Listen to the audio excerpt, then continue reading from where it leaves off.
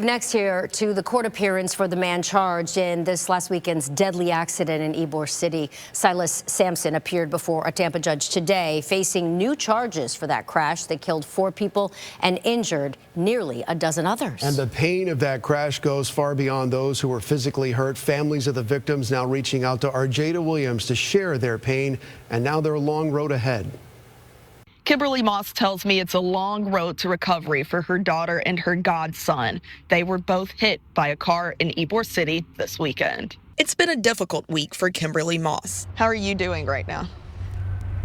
Hanging in there, hanging in there. Every day we have small victories, and we're just thanking God that she's alive right now. Here in Tampa, as her daughter Riley Hancock and her godson Connor Dietrich recover in the hospital. They were sitting at a table outside the bar having a drink, waiting to go back in, and then none of them can remember. I asked Riley if she was able to remember anything, and she said she remembers being inside, and then she remembers waking up in the hospital. Silas Sampson was back in court Wednesday, facing even more charges. All right, Mr. Sampson, these are add-on charges. You are charged with 3 counts of fleeing to elude high speed with serious bodily injury or death, and 3 counts of reckless driving with serious bodily injury. Court records say police tried to pull Sampson over for speeding, but he didn't stop, leading to a chase.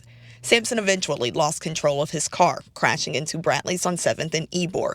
Now Hancock is recovering from extensive injuries. She has 10 fractures in her spine, 6 broken ribs, collapsed lung, lacerated liver, a very huge laceration that starts up here and it comes down around here and around the back of her head.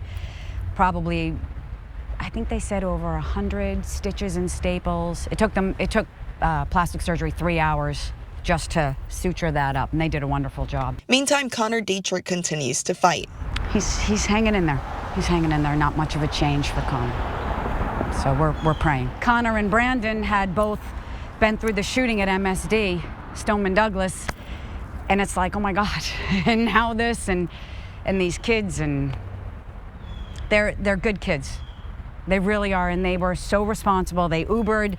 They were just sitting there, just having a night out. I talked to Dr. Jose Diaz, the trauma medical director at Tampa General Hospital, about how the Trauma One hospital operates. It really is a whole hospital effort from the perspective of having designated areas in our emergency department, to having operating rooms available, to notifying the blood bank to have blood available, to setting up and making beds available in an ICU for any patient that would arrive. And time is of the essence. The classical term that's described as the golden hour of trauma care.